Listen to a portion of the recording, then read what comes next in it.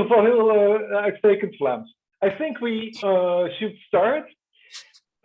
We have 3 presentations in this session on Dutch economic thought. Welcome all, and welcome, of course, especially to the speakers.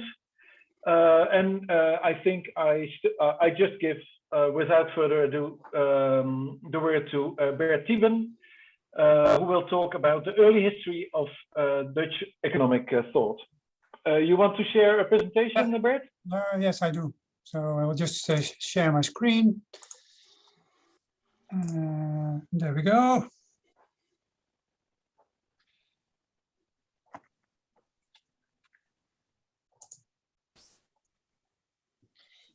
So yeah, basically this session was intended as a kind of marketing trick, to invite the guests to this annual conference. Well, at least to introduce them to some of the characteristics of Holland, and in this case, of course, Dutch economic thought. So I thought this is going to be a bit of a touristic venture. A kind of tour through Holland, and on the road we will discuss some ideas of Dutch economists. In this case, I thought it very well. I thought it a good idea to discuss Dutch ideas about trade, and basically the starting point of the discussion is a remark in the classic book of Heckscher on mercantilism, that indeed the Dutch in the 17th century formed the very antithesis of mercantilism. Yeah, because their economy relied on open access to foreign markets. And this made the Dutch Republic in the 17th century the most hated / admired / envied commercial nation. And well, that intrigued me. Indeed, whether Dutch economic thought reflects that characteristic of their economy, and in what way Dutch ideas about trade, and especially free trade, were developed afterwards. So that was the intention of my paper: review the position of trade and free trade in Dutch economic thought from the year 1600 onwards. And I have just selected the 19th century as the end of that story. Now I have 3 arguments to make in my presentation, and the core claim is the Dutch. If you look at it very carefully, then Dutch ideas about trade and free trade were not so different from other countries. And the first reason why that was the case is that special interest played a large role in the writings of Dutch authors on trade in the 17th century. The second point is that in the 18th century, when Dutch trade started to diminish as a result of emerging foreign competition, there was a debate among economists about the decline of Dutch trade and how to restore it to its former glory. And in the course of that debate, we saw the emergence of a particular interest in protection.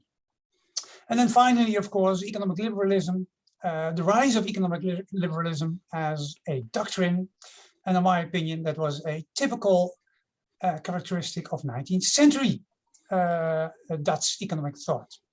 So before that time, trade and free trade played a role in Dutch economic thought, but the focus was just as strong as in other countries on protection, on the typical characteristic of mercantilist economic policy.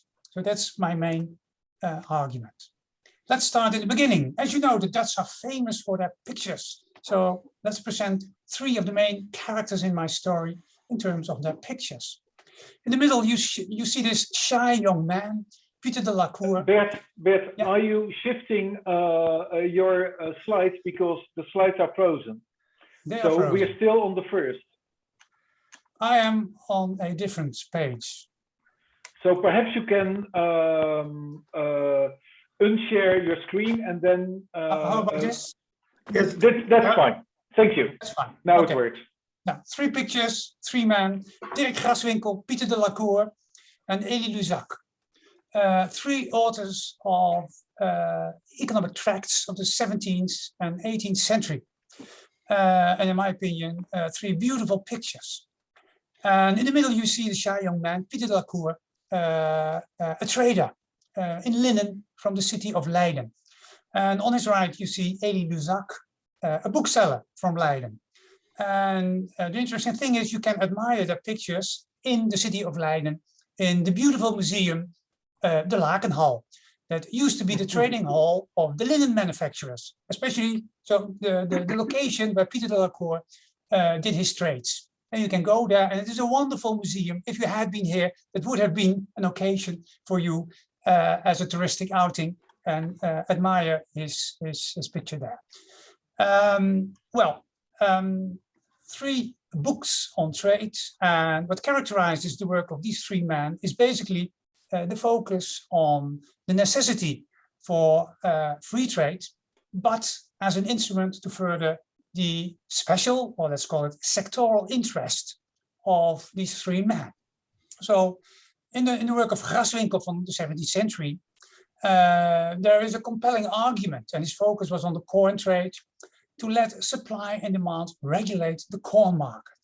So he was really in opposition of export bans. In the 17th century, that was quite customary to ban the export of grain because the threat of war caused, let's say, a lack of supply in specific regions. And then, of course, the regions feared price increases of corn, and hence they installed export bans. Now, Graswinkel was dead against those export bans because he considered them illogical from an economic point of view. So there is a very early notion of supply and demand there. But what struck me is really the way in which he spoke about regulating incoming traffic. Yeah, it's almost as if there is a casual acceptance of import duties. And he literally spoke about the need to install import duties as a way to level the international playing field. He even used the words level playing field, gelijke conditie in Dutch. And when he did that, he used a very common argument that you find in a lot of the mercantilist literature. Yeah, namely, he suggested that there was a very low elasticity of supply in exporting countries. So he believed that if you use or you increase import duties on, for instance, grain, that will not diminish the quantity of corn exported to the Dutch Republic. Yeah, because simply traders would accept a lower profit margin, or they would find other ways to cut costs. De la Cour, probably the strongest voice in this era, yeah, to promote entrepreneurship and to argue against all kinds of regulations and interventions from local governments and the national government. And even from a modern perspective, his arguments are compelling. Yeah, he was a merchant. He knew it from firsthand. Regulation blocks competition, but he was much more clever than that.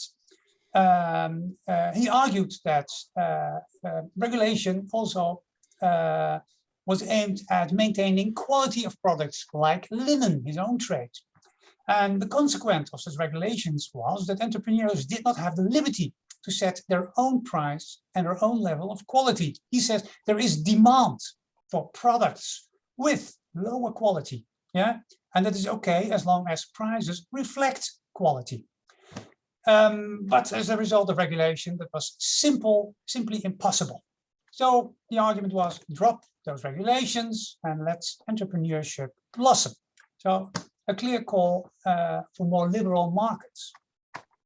Now, de la Cour is also surprising, for he's almost the only one that you can find in the Dutch literature from this period who's really against the East India Company and its monopoly.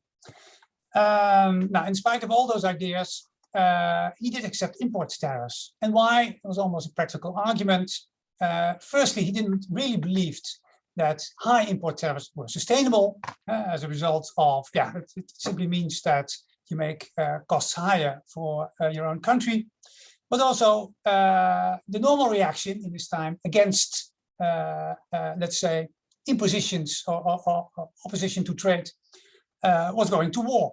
And the British Dutch wars of that era are a case in point. So Delacour simply preferred installing import tariffs rather than war. And yeah, that was his argument. Lusac was basically the one who almost 100 years later refocused attention on the work of Delacour. And although his political agenda was completely different from Delacour, and in my opinion, in terms of economic thought, his work is also a step forward. Yeah, he really presented competition as a kind of welfare enhancing process. And if you read his arguments, it almost makes you think of how the Austrians perceive competition, namely as a process of rivalry. There's some nice quotations from Lusac where he makes a comparison with playing a game and trying to outcompete your rival, and in the way in which corporations approach their rivals in markets. So in his work, there's also an argument where you need to set markets free, and that is the way in order to boost the country's welfare. Now, Lusac at the same time spoke about a proposal from the stadtholder William IV from 1751 to establish a kind of limited free port. So the Freeport idea was that imports and exports should go without duties, especially when imports were needed for re-exportation. And that was, of course, the trick of Dutch trade. The trick of Dutch trade was logistics, re-exporting products that were imported in the same state that you import them. And for this activity, for this trade, import duties were unwanted. However, the limitations were just as important. There was a list of commodities which was simply banned from importation, forbidden to import. And there was a list of commodities for which Dutch products were available. And on those products, it was okay to levy import duties. And the height of those duties should reflect the degree of competition with domestic production. An intriguing concept as a way, indeed, to level the playing field between Dutch and foreign competitors. So again, there is an extensive agenda of protection of Dutch industries. Now, the ideas of Lusac, almost towards the end of the 18th century, reflected a national debate on the decline and restoration of Dutch trade. As I already mentioned, it focused on the limited free port proposal of 1751, where indeed, well, I've already told this, where indeed zero import and export duties were allowed, but under strict conditions. And these conditions can be read in the prize essays from a contest organized by the Holland Society of the Sciences, which was located in Haarlem. So Haarlem is our next city of destination in a way. The society issued 3 prizes for the essays, which answered the question of the decline and restoration of Dutch trade. And more or less, they give you the same answer, namely, free trade is okay for re-exports, but for the rest, they offer a very patriotic, almost patriotic agenda to defend Dutch industry through import subsidies.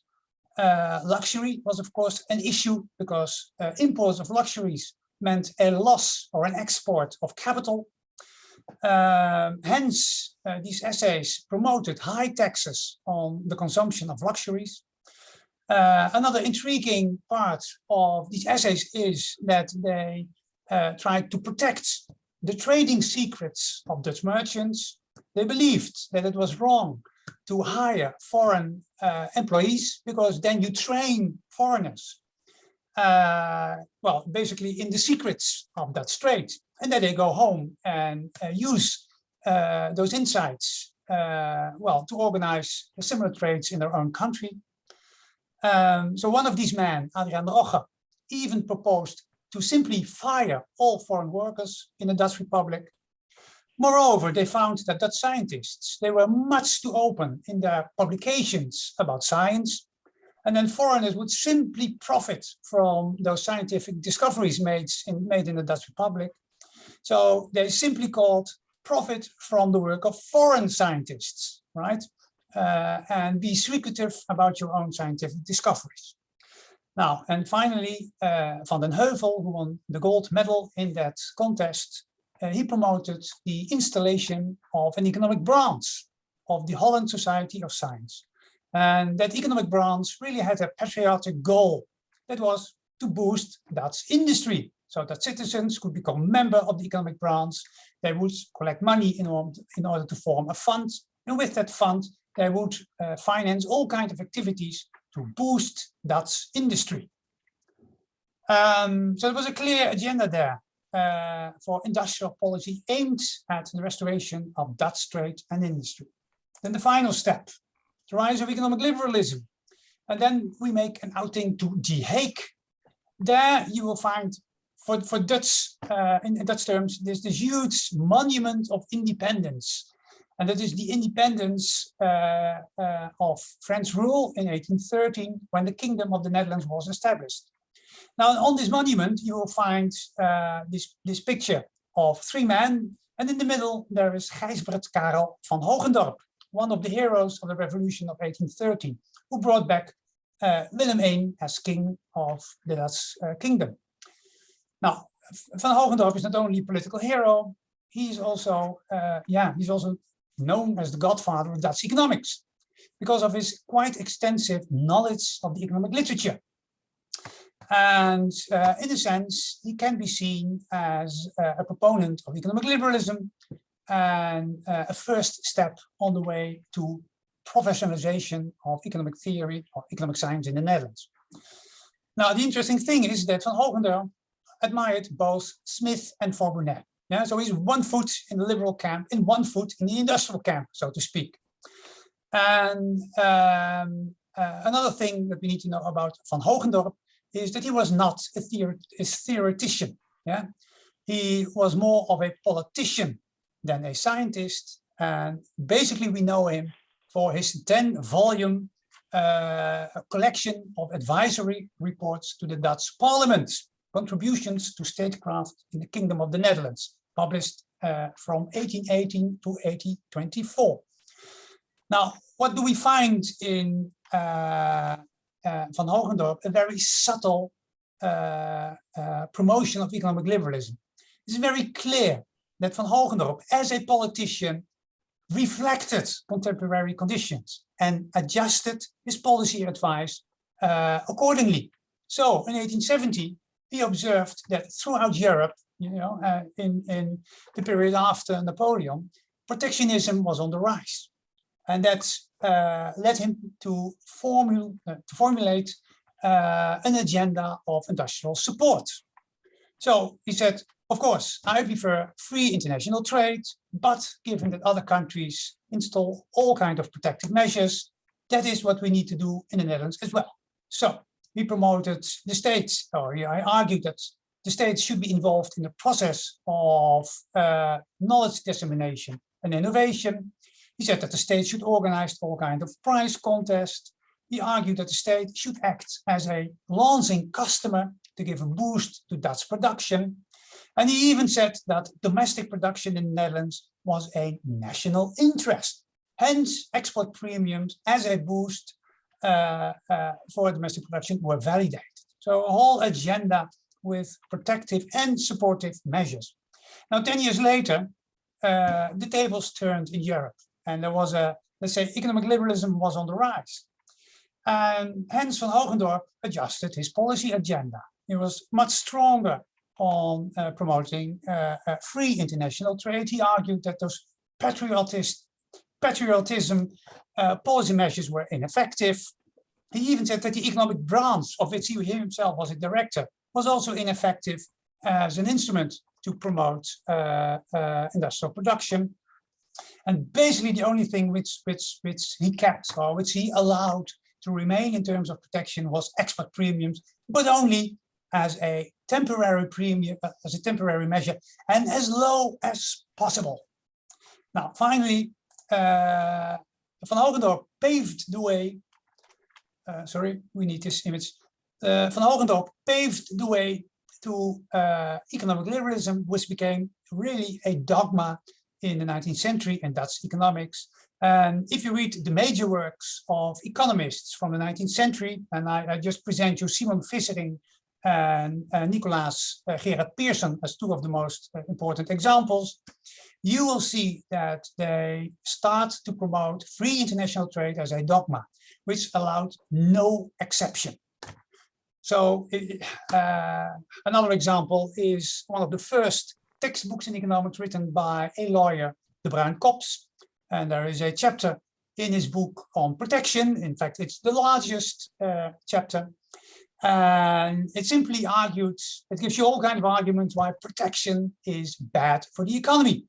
And simply Vissering and Pearson resonated or simply copied these arguments. And they are familiar arguments, yeah. Import premiums are state-granted benefits for a small group and a tax for many. Export premiums are a gift from the Dutch to foreigners, and it's really kind of drama, all trying to demonstrate that protection is bad for the economy. De Bruin Kops literally said that the protection of domestic industry was a folly. Now, and that was the main opinion of Dutch economists throughout the 19th century. So that concludes my brief review of ideas on trade and free trade in Dutch economic thought. Was it anti-mercantilism? Even from the start, the Dutch were not so different in their approach to trade as other countries.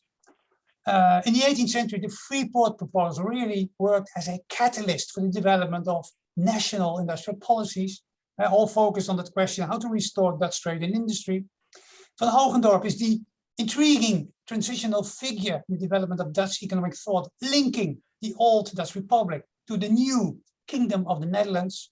He was a civil servant in both types of government and started to develop an agenda of economic liberalism. But the rise of economic liberalism as a dogma is really a 19th century affair. Point. That concludes my review. Thank you. Of the Thank you very much for being such a wonderful tourist guide through the history of the Netherlands and also its geography. John, you have to open your microphone.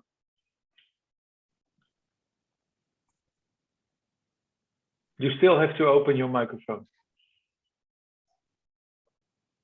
Left bottom corner.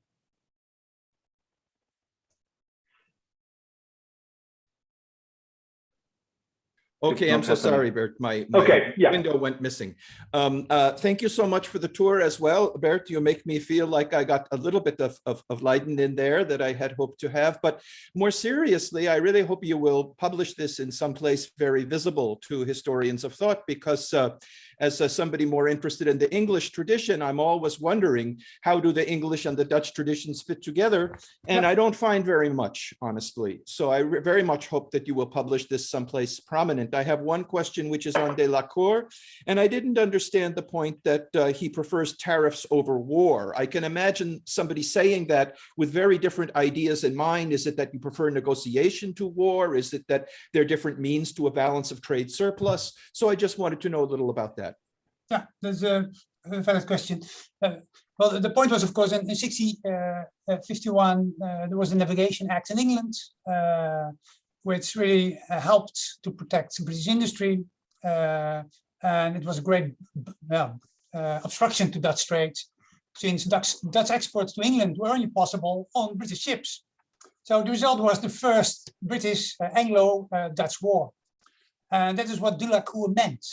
Right? If you want to oppose protective measures in other countries, then in general, I mean, you can go to war in order to change the situation in those other countries. And Delacour, as a merchant, had experienced the impact of war on his trade. So he thought that the costs of going to war were much higher than the benefits.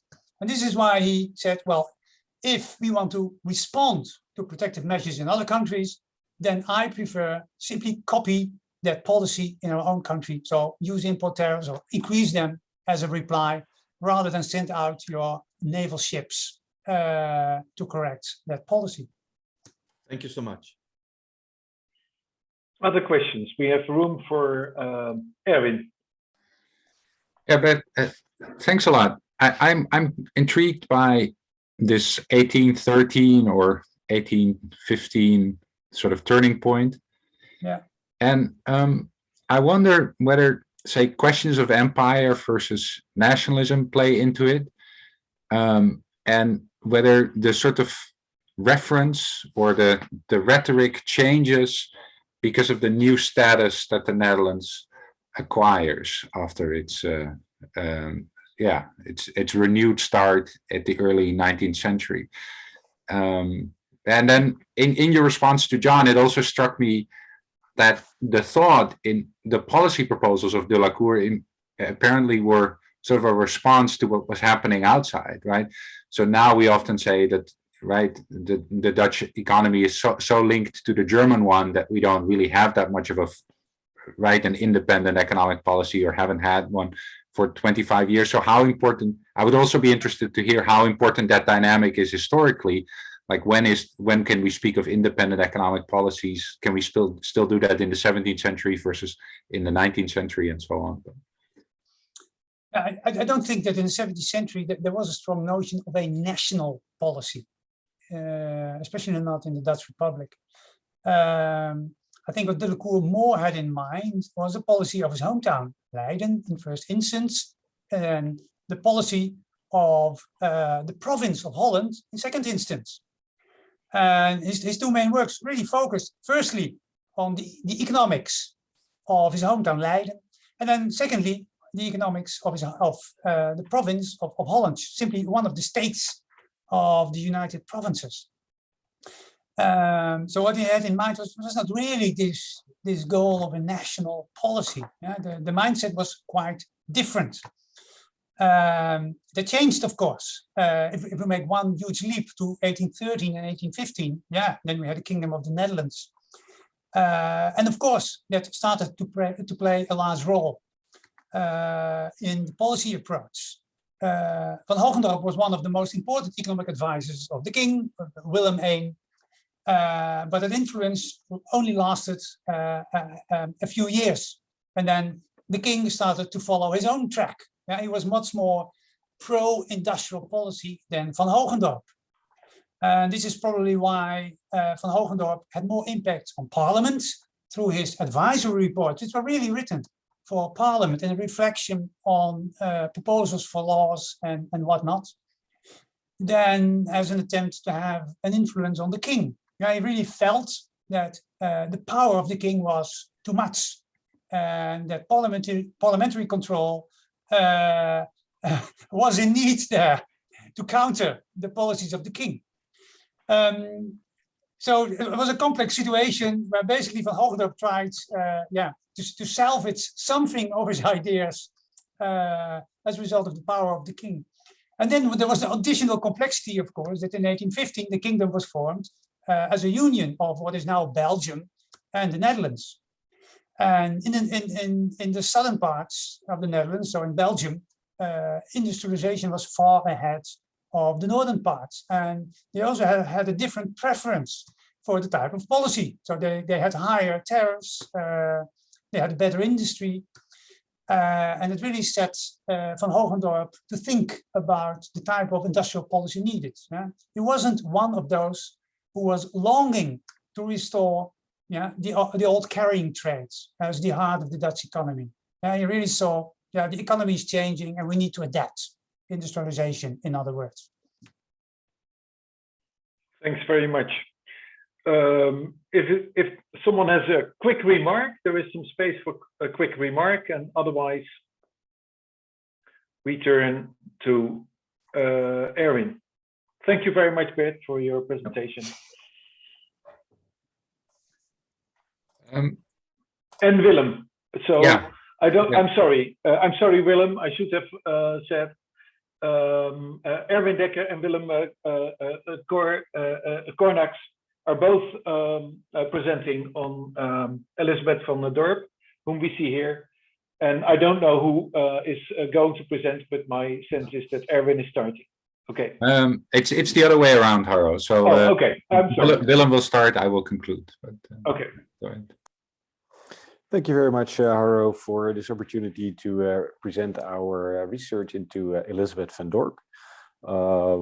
We are conducting this research to examine the work and life of van Dorp in light of her personal experiences as a pioneering woman in economics in the Netherlands, as well as internationally.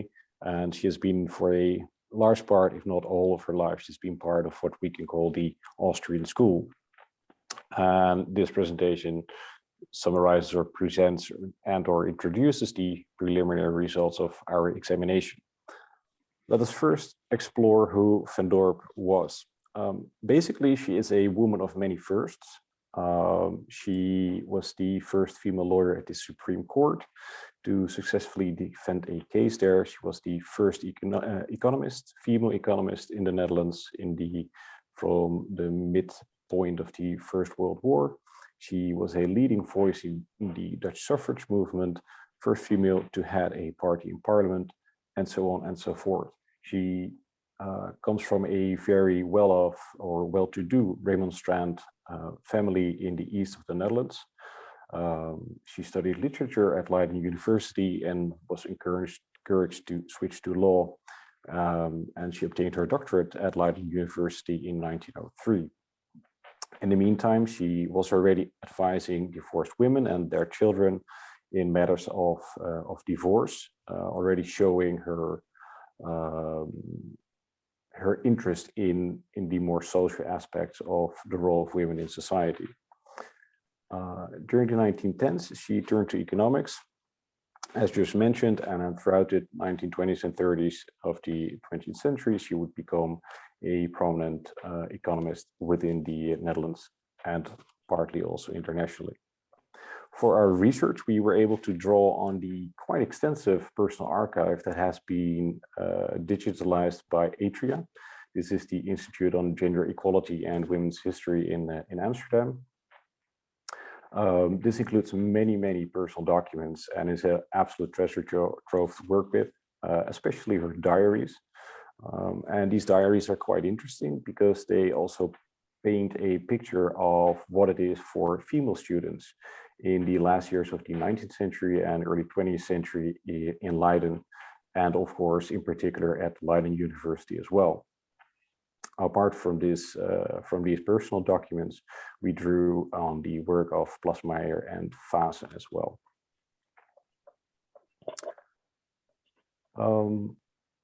The work that van Dorp does is on the surface marked by contradiction.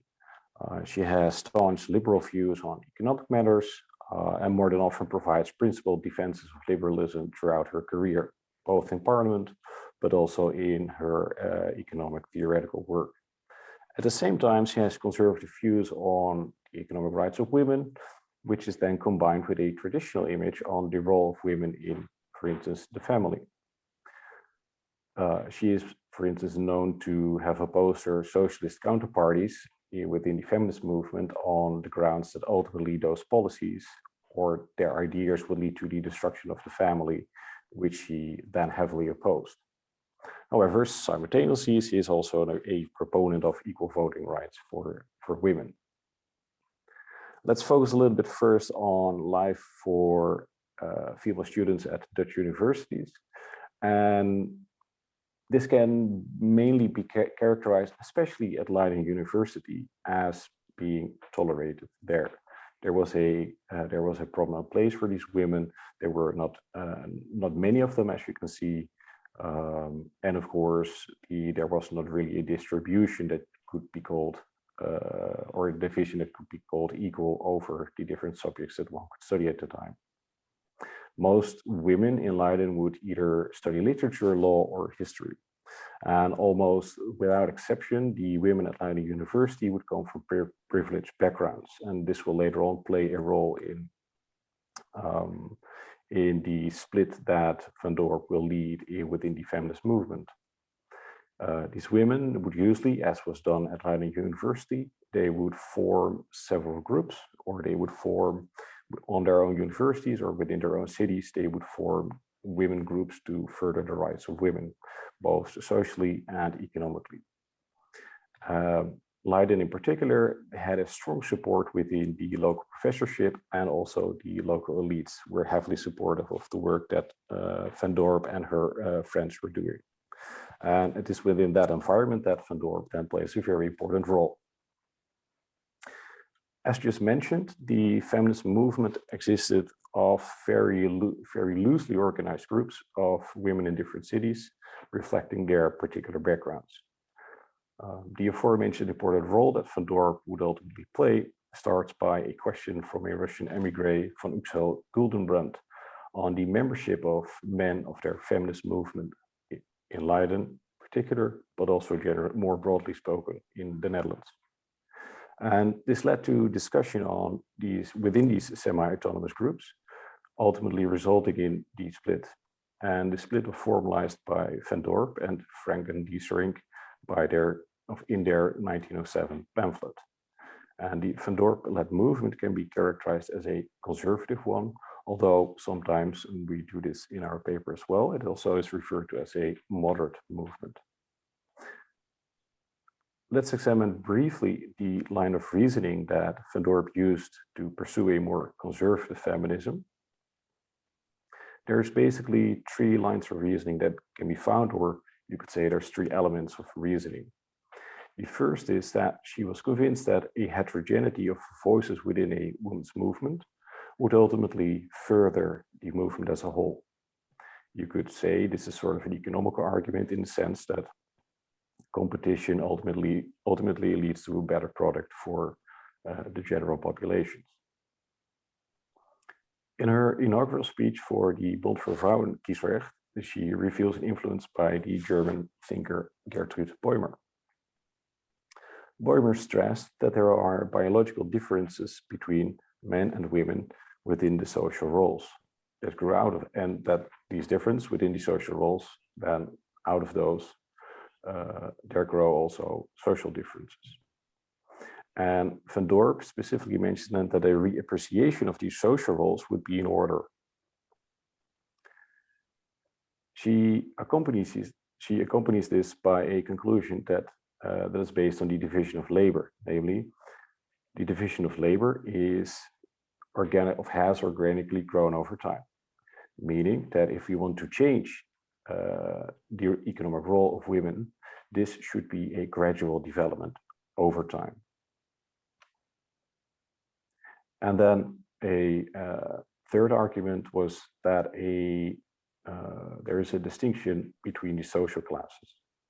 And this would basically mean that the free and individual choice for the high bourgeois woman would be available to them only, simply because they easily put, or simply put, they could afford it. Whereas at the same time, for the proletarian women, this economic freedom would lead to a forced or exploitative work for the proletarian women. As you will have noted, up to this point, we have not really mentioned Van Dorp as an economist. However, this will soon change.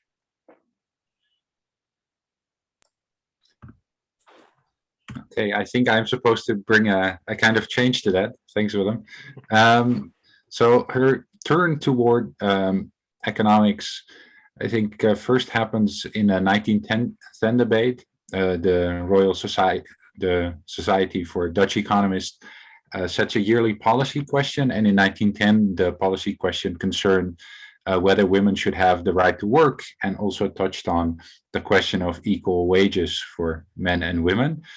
In the debate, Van Dorp and Polak were pitted against each other, or they were sort of chosen as the two leading voices in the women's movements in the Netherlands.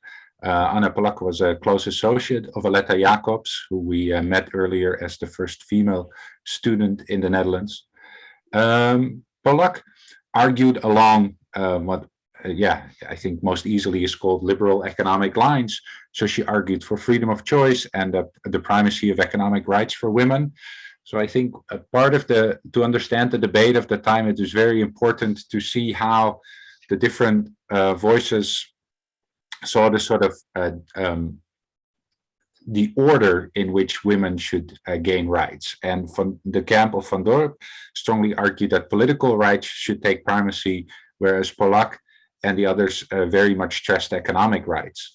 And this had roots in their different convictions. So Jacobs and Polak felt more closely associated to the social democratic camp and to a milder form of Marxism, in which, of course, a sort of economic determinism or a priority to economic rights would feel natural, whereas the camp of Van Dorp emphasized much more changes within the family, which would then lead to changes in the political domain. That being said, the defense of Van Dorp, or the critique of Van Dorp for women's economic rights, does appear to draw on sort of pastoral, idealized images of the role of working women, which I don't think were matched very much by the realities of the day. In her report, she, for example, wrote that the work of the women at home is like a great square, which provides light and air as well as sun and joy in the working class neighborhoods with narrow streets and somber homes full of slogging, overworked people. This clearly appears to be a sort of pastoral image that she draws up in order to defend why, especially proletarian women, should not be allowed to work. It, of course, also is in rather stark contrast to her own choices, not merely to pursue her own law practice, but also to remain unmarried and to seek employment in many male-dominated fields. And whereas she often drew up images of sort of harmony and balance, she herself was a quite fierce polemicist, and over the course of her life fell out with nearly everyone she had once been closely associated with. Around 1916, she took up a job at The Economist. She herself asked for a position at The Economist, which is the leading Dutch economic journal. She there started working on the Chroniek, which is the chronic, which basically took stock of the foreign literature of the time. In 1919, she became a privaatdocent, so a university lecturer, and she gave an inaugural lecture in which she basically expounded Austrian economics and how the solid foundations of economic theory would give a sort of solid foundation for economic policy, which was very liberal in nation, and especially the theme of international trade became one of her main points of focus, and she represented the Dutch government repeatedly at League of Nations conferences on this subject. During this period, she also became the head of the classical liberal party in parliament, in which she fiercely opposed any kind of social legislation as it was being put in place around the time. I will go a little bit brief over this economic bit because it's much better discussed in the secondary literature and focus more on the tensions that we seek to draw out. But in the paper that we are working on, we do detail in much more detail how Van Dorp fared in economic theory, because in 1931 she felt that she had accomplished a major breakthrough by pointing out the particular inconsistency in the work of Böhm-Bawerk on the question of the determination of wages. She believed that Böhm-Bawerk had not really provided a marginalist justification for wages, and therefore she argued for a return to the wage fund doctrine, which brought her, led to a falling out with the Dutch Austrian school economist of the period. She then sought much support outside of the Netherlands, so she contacted the people in Austria, such as Mises and Hayek. Then she went to Cambridge in order to convince the people around Keynes and Kalecki that her theory was correct. There's interesting connections to the work of Kalecki on this same issue. But ultimately, she she quite quickly grew frustrated in Cambridge as well, and then got into contact with the last few economists that she put her hope in. And it is interesting that she saw a connection to them mostly on religious grounds. So she turned to Kenneth Boulding and Frank Knight, who both shared some of her progressive Protestantism to them.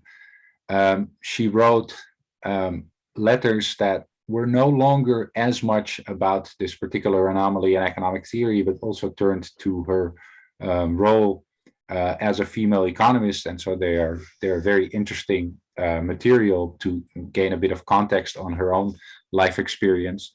So to Kenneth Boulding, she wrote, not having to provide, sorry, this is I think to Frank Knight, not having to provide for a family and having enough fortune to live, I had all my time for study. Now I have, however, I feel the disadvantage of not having a commanding position and not having pupils. Moreover, having had the bad luck to be a woman.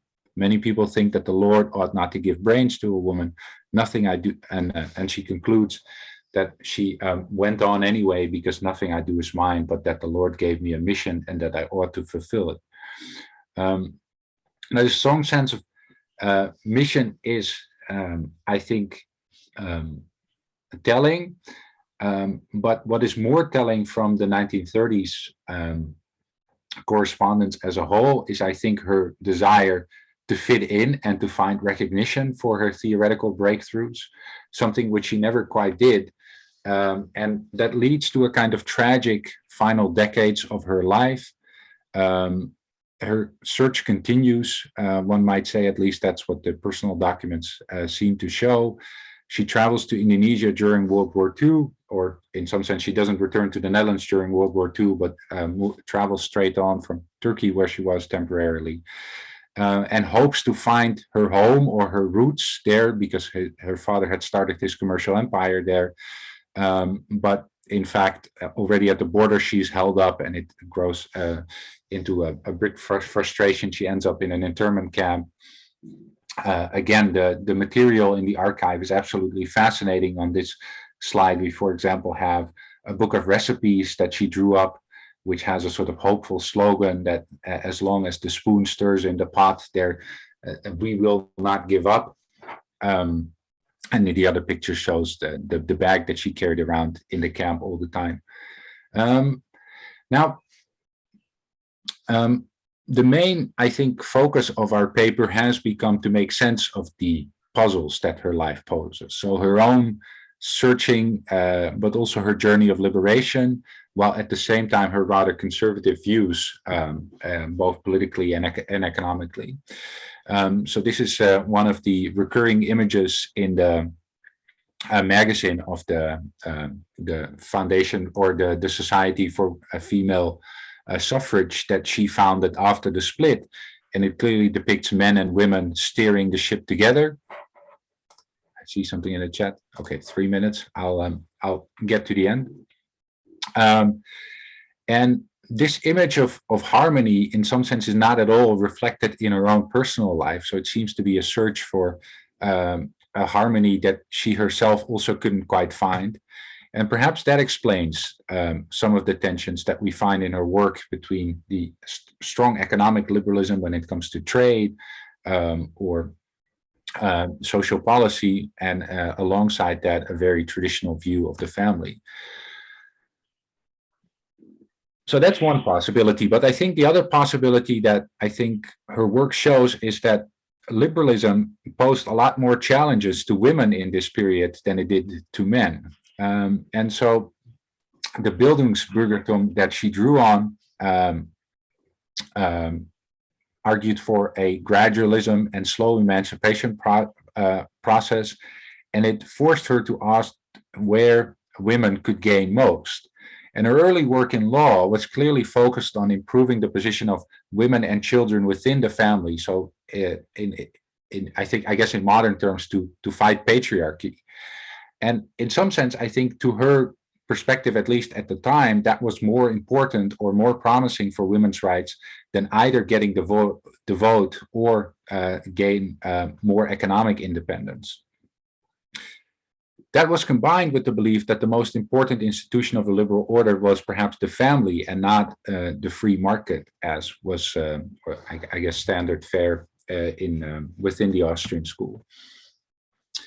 So this primacy of the personal, I think, made us rethink whether there really was such a contradiction, because if there was a primacy of the personal, and if she believed that the family was the premier liberal institution, then reforms internal to the family should have been primary. I think this is also reflected in what she wrote about suffrage. Universal suffrage could be achieved politically with the single stroke of the pen, but we are only at the beginning of the spiritual emancipation of our people, a process that will take centuries.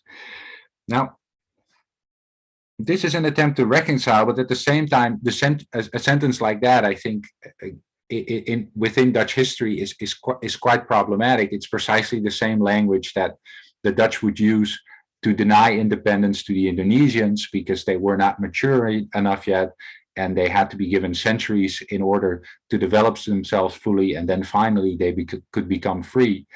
And so there is a, right, I don't think all the tensions go away when we appreciate how important the personal and the family domain were for Van Dorp, but perhaps it at least makes to help better sense of some of the contradictions in our work. And I'll stop there.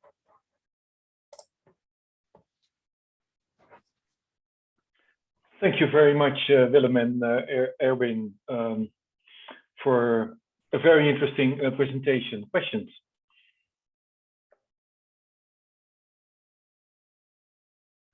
Jessica. Yes, thank you very much. I was already curious about where she stood on questions of colonialism, and that was before you told us about what happened to her at the end of her life in Indonesia. So I was wondering if you could tell us, where does the context and reality of colonialism and the colonial question kind of fit, both within her feminism more generally and perhaps in her economics as well, because I feel like that's kind of one. I feel as if kind of in the interwar period, it's international feminism and anti-colonialism are sort of, in my mind, the two major kind of international bottom-up movements that are taking in place, and there are interesting entanglements between them, and I'm wondering if you see them in her life. Thank you. Yeah, thanks, Jessica. So I think there's a lot to say on this question. So first of all, something we didn't mention is that she was born in Indonesia. And so her family, right, her father's business was a publication or a publishing company that was rooted in Indonesia. We have looked a little bit at what type of publications they published, whether, right, that was that could give us any indication about the family convictions at the time. I don't think we found very clear evidence. They were sort of mildly liberal, but then also a sort of paternalistic.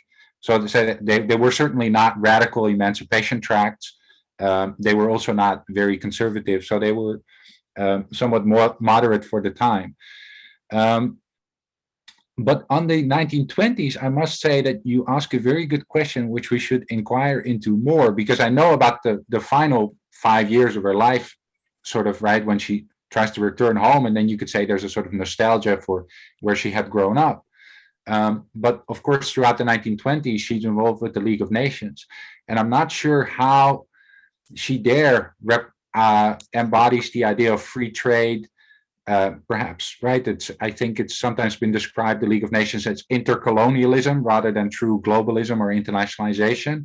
And so I would have to look further whether she ever brings up that subject there, or sort of accepts the broader political structure and just argues for free trade between the different empires of the period. I don't know. So that's sorry, but it's a very good question. Thanks. Willem, you want to add? Yeah. Yes, please, Jessica. Thanks for this excellent question. To elaborate a little bit on the last 5 years that Erwin just mentioned, within what was soon to become Indonesia, in the articles and discussions that she was having there, there's basically, she's still trying to formulate the arguments, maybe a bit the same arguments that she did in the Netherlands and that she did within the international context in Europe. It might be a bit more specialized towards Indonesia, but I have not yet seen a notion of her stance on colonialism, how she views the relationship. And I must agree indeed with Erwin that there is her return to Indonesia is in a certain way appears to be also a sort of nostalgic search for a home rather than much else, as far as I can see. But it is a very good point to delve deeper into her position within the League of Nations. We haven't specifically done that. That's correct. Thank you for this addition. Bert.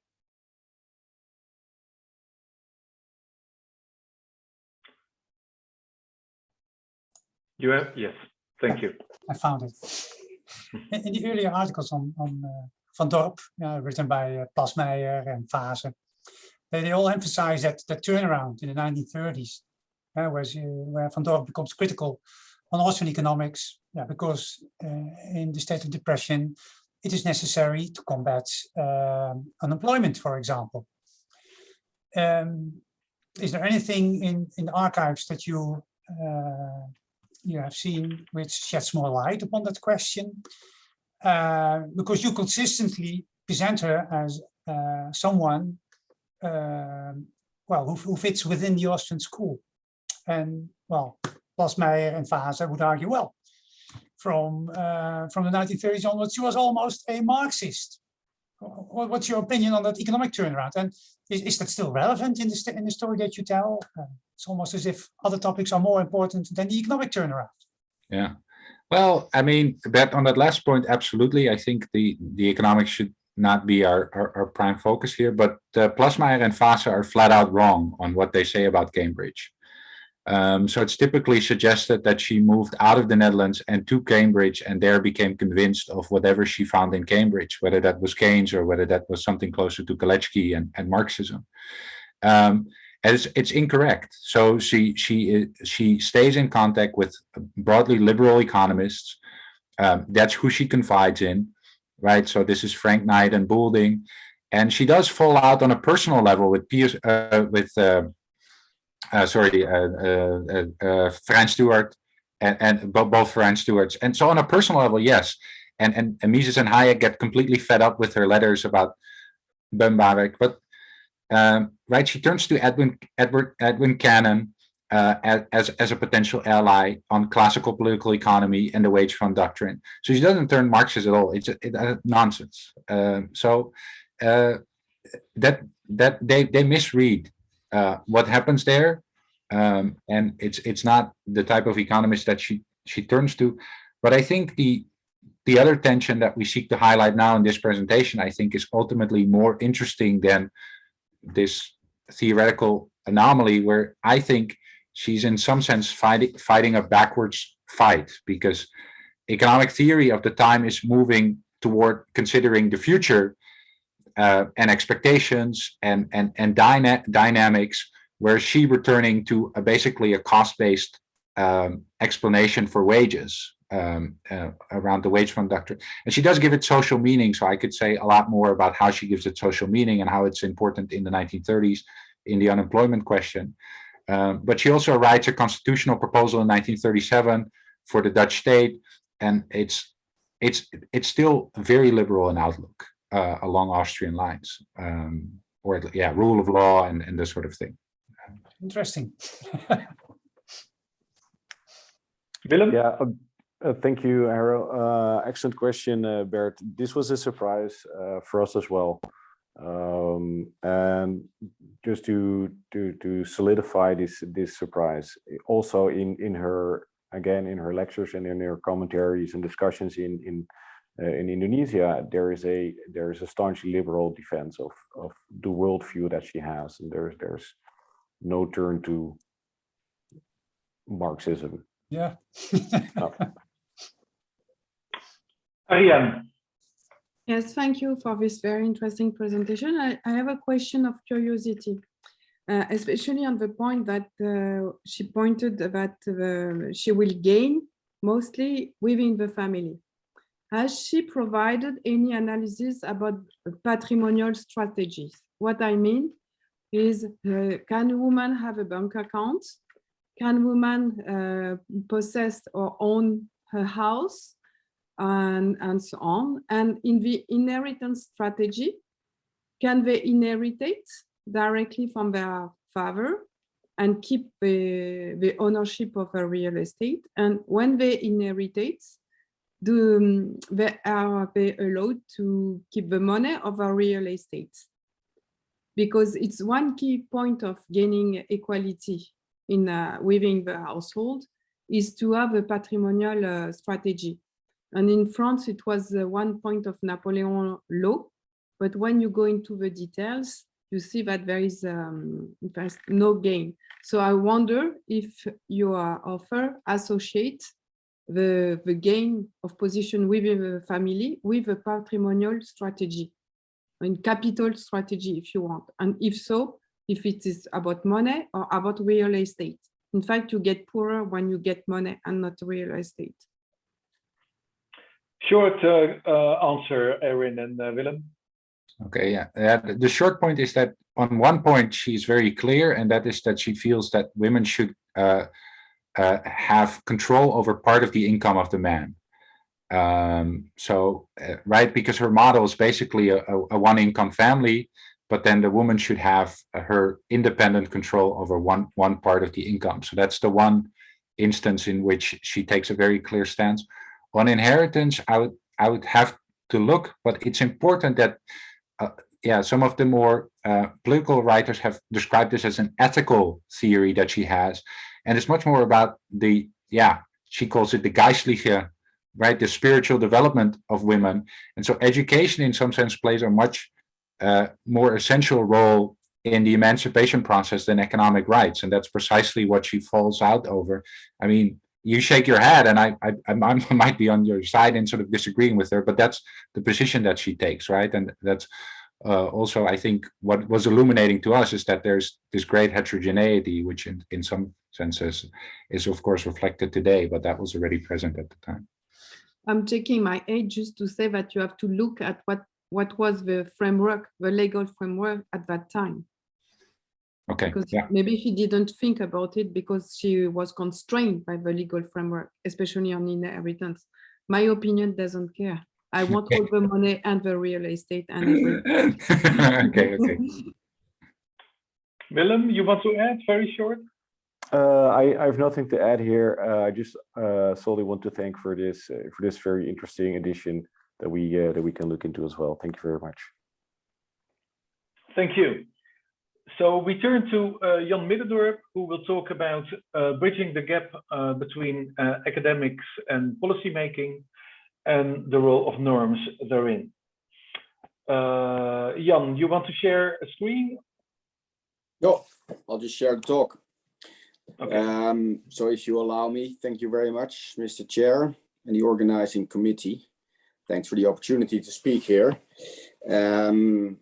It's a fantastic opportunity to talk about the PhD I'm finishing, my PhD thesis, and especially with this educated audience, of which I quickly saw that there are some quite a few people. I think around 40% of the people I cite in my thesis is online. So this is a great opportunity for me. So I want to talk about two financial economic policymakers in the Netherlands in the second half of the last century. For the foreigners, Jelle Zijlstra and H.J. Witteveen. My main argument is that this unique case tells us something about how academics bridge the gap to policymaking. And it's threefold. In the first place, academics that have different views, different methodology as academics, and different views on the bridge between science and policy. They also use different strategies to influence policy with their academic thinking.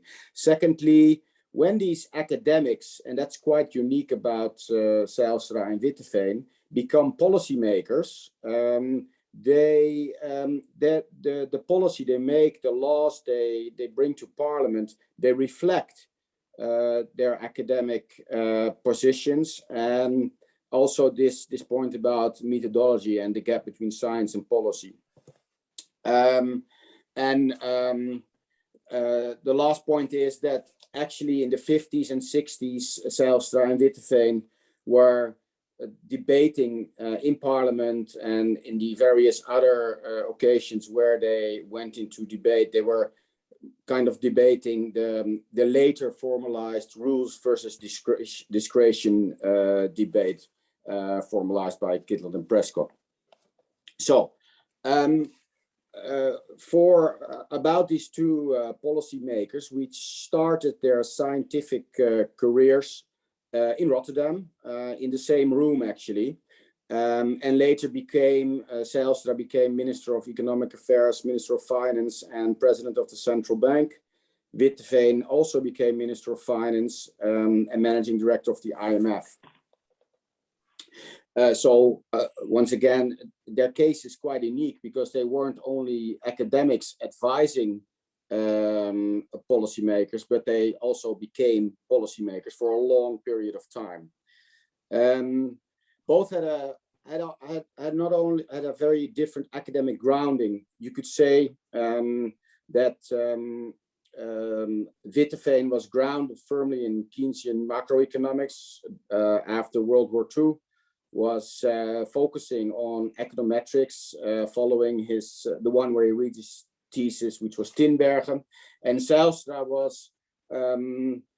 was none of those two actually. He was more academically engaged with ordoliberalism and didn't take part in the econometric revolution after the World War II. He wrote his thesis by one of the proponents of what is called the monetary Dutch tradition, J.G. Koopmans, which is not the Nobel Prize winning Dutch Koopmans, but Rotterdam, Amsterdam professor. So what I said that the different academic groundings and views on methodology had an impact.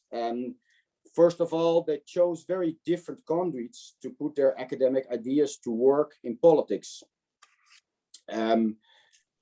Because also when they started as young academics, it was a fertile ground, just as like everywhere in the world, I guess, while policymakers were looking for new ideas and new insights to make practical policy. That was also the case in the Netherlands of the 50s when Zijlstra and Witteveen were academics. Having said that, fertile ground, yes, but that doesn't mean that every advice they gave as an academic was followed. So to say, a little example is the Minister of Reconstruction and Housing in 1955 said in Parliament about an economic report that was co-authored by Witteveen, that it was an excellent and insightful report, but he told the parliamentarians as well, the conclusions had nothing to do with the political problems they were trying to solve in Parliament, because scientists abstracted too much from reality and took too little account of the integral assessments that politicians had to make. Besides that, he told the parliamentarians, the report was excellent once again, but since it was written, the world has changed in so many dimensions that all the conclusions were obsolete for practical policy making. In short, there was a gap to bridge, and Zijlstra and Witteveen did that very differently as academics. Zijlstra, as an academic, always elaborated on the sharp distinction between normative and positive economics. He saw the theory he was working on mainly as something to organize thought and look at what was in reality. He had fierce debates about this as an academic, because the difference, exactly the difference between what was and what had to be, was very important to him.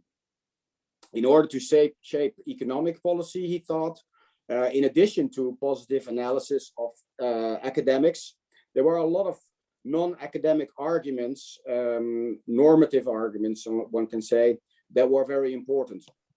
So in a way, he saw science as instrumental for politicians to make policy.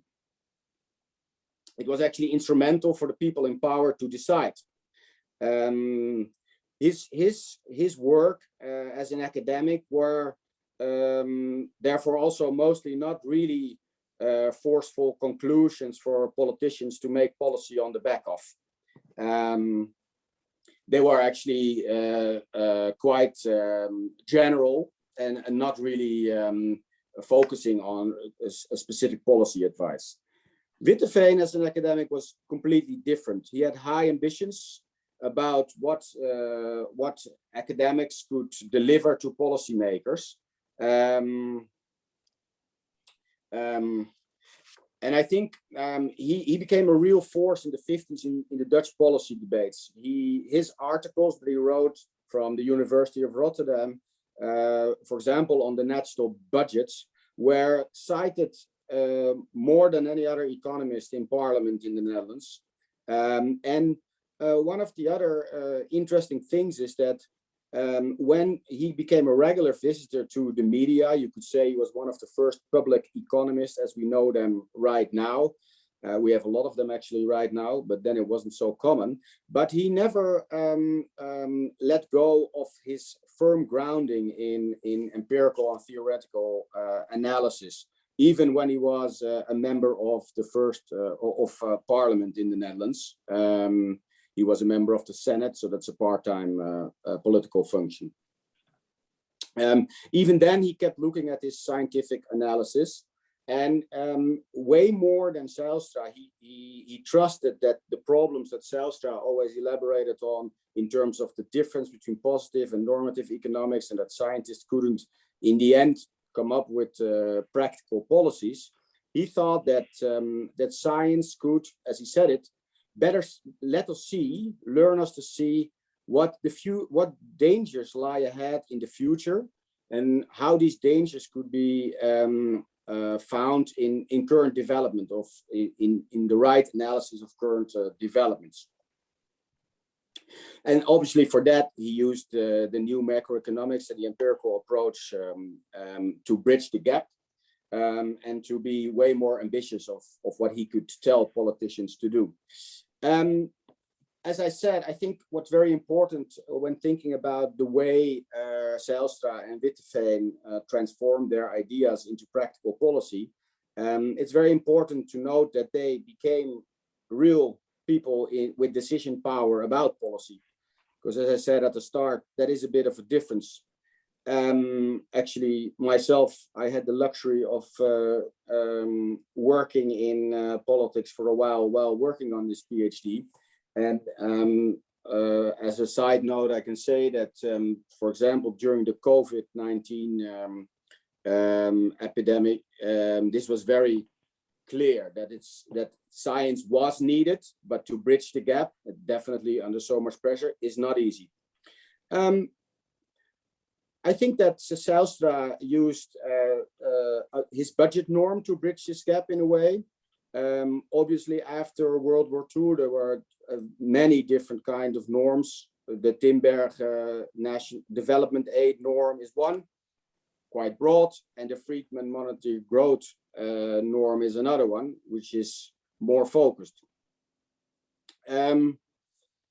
Zijlstra's structural budget norm, as it was called, was actually a tool to effectively bring his, I would say, ordoliberal academic ideas into the political process. And please note that this was in the middle of Keynesian policymaking. I see that I have to stop, which I will use no more than Erwin's 3 minutes a few minutes ago. I think that's important that this norm, I will keep it short, is really a structural norm that takes a multi-year period and actually constrains policymakers in changing the budget as the business cycle requires. It's very easy to communicate, and it leaves no wiggle room for policymakers, almost none. It makes use of automatic stabilizers. Witteveen, on the other hand, when he became a politician, he focused on tax policy as to stabilize the economy. And there's a direct line with his academic work, because he made several proposals around that. And when he became a Minister of Finance, he immediately started implementing as much as he could of that. So Bert made a comment about Van Hogendorp, who was not really a scientist, but actually a politician. In my view, my argument is that Witteveen always remained a scientist, even when he was a politician. The Wiebel tax is the example I want to take. I can only translate it as the wobble tax. I don't know if that's telling you something, but in essence, it is a law in the Netherlands that gives the Minister of Finance the potential to change the tax rate with 5% upwards or 5% downwards, as he judges that the business cycle requires this. And the Minister of Finance does not have to go to Parliament to ask or to bring forward this proposal. He can do that as part of his mandate. And that's obviously as Keynesian as it gets, I would say. So I try to give, and I'll stop here, Harro, with my conclusion. I try to give a few examples from Witteveen and Zijlstra as academic, both as well as policymakers, and I try to illustrate how they use their view on methodology and their academic grounding to build a strategy to influence policymaking in the Netherlands. Secondly, I try to illustrate how their different academic groundings crystallized in the budget norm and the wobble tax. The first one being a clear discretionary policy instrument that could precisely be fine-tuned counter-cyclical policy, whilst self-start budgetary norm was a policy rule that took away policymakers' discretionary space. Thank you very much, Jan. There is some room still for questions.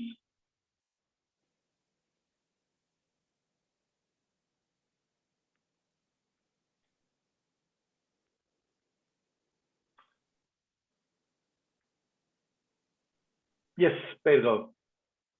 Yeah, just a curiosity question. So how these two actors that you discussed maintain contact with the academic setting in the Netherlands, in particular with Tim Bergen and other figures? So in bridging the gap, would they try to use or mobilize this Dutch resources, so to speak? Thank you very much. Yes, they do. Give you a few examples. Zijlstra was in the board of editors of the journal The Economist, The Economist, where Erwin, which Erwin mentioned. So he was in that. He was an editor of that for 35 years, where he met obviously a lot of professional economists, academics. Another way in which they stayed in touch with the academic circles, because that's, I think your question is, both of them when Minister of Finance created new structures within the ministries where they worked to install like think tanks where people who were writing their PhD were also working as a civil servant and directly for them. They attracted people who already were PhDs who, for example, worked at the IMF, and took them into the ministries. Actually, there are a few examples of Witteveen, who, for example, in Washington, when he was a managing director, was actually asking his IMF staff to go to seminars at universities and make write-ups for him. personally. So, and this is not something that managing directors most of the managing directors spend their time on. Actually, Witteveen was most engaging with the academic community when he was a politician, but both try to keep links and try to be informed. Marcel.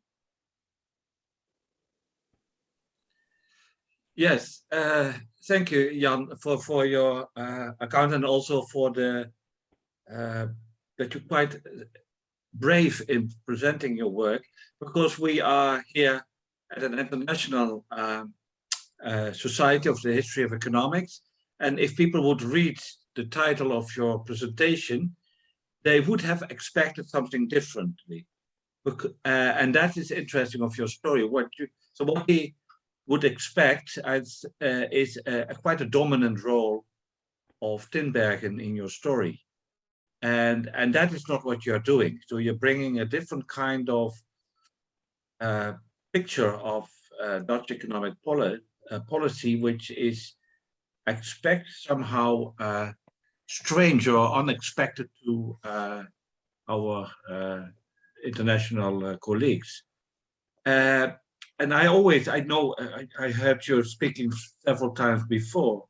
This always is something what you're doing. So I'm asking you: is this on purpose? Is it part of your project? If you really want to change the picture, how do you think? So how does your work relate to the more dominant? I'm not saying that it's the right one, but more dominant picture of Dutch economic policy, in which Tinbergen has a much more important role. Thank you, Marcel.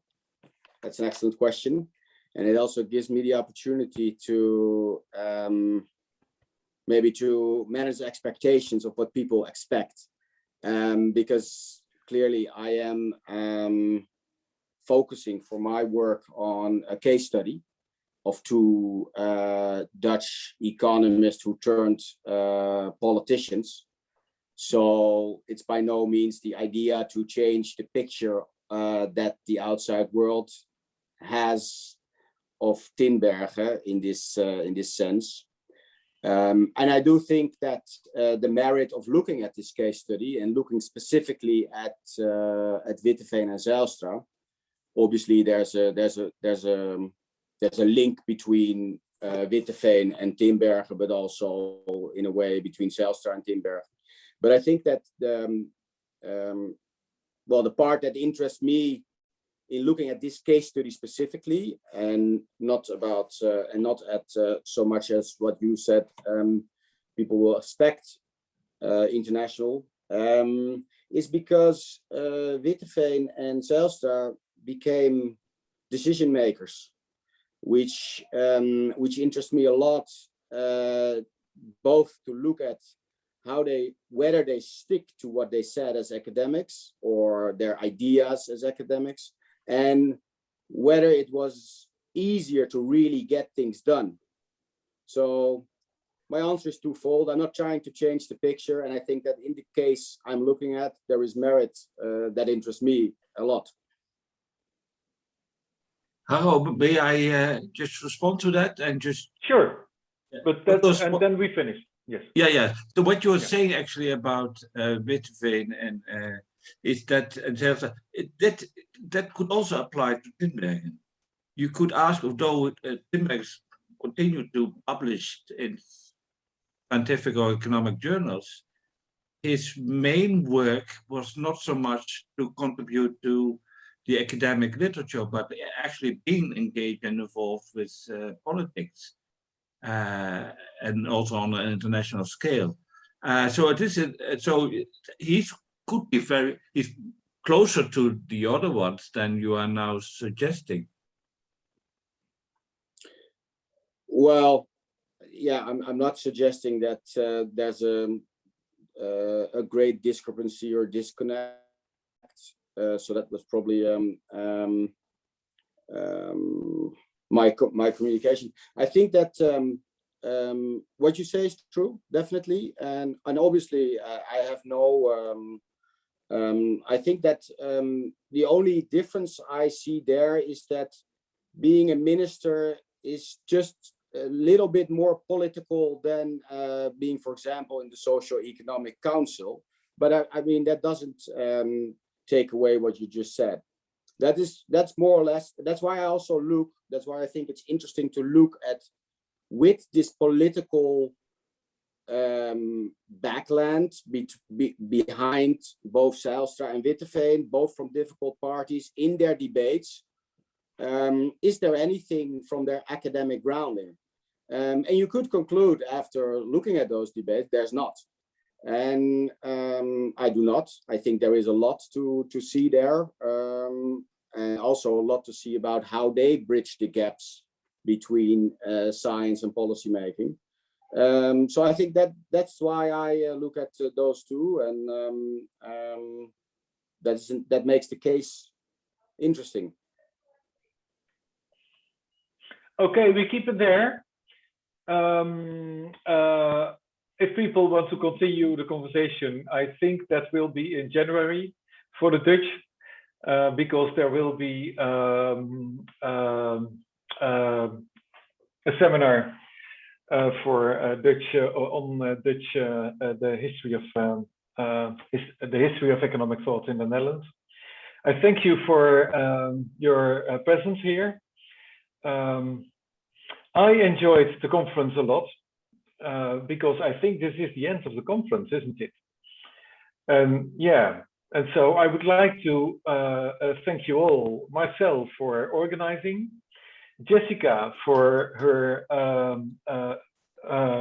plenary, and for the presenters here for their wonderful presentations. And it's unfortunate that we can't have a drink afterwards. Thank you all. Thank you. Marcel.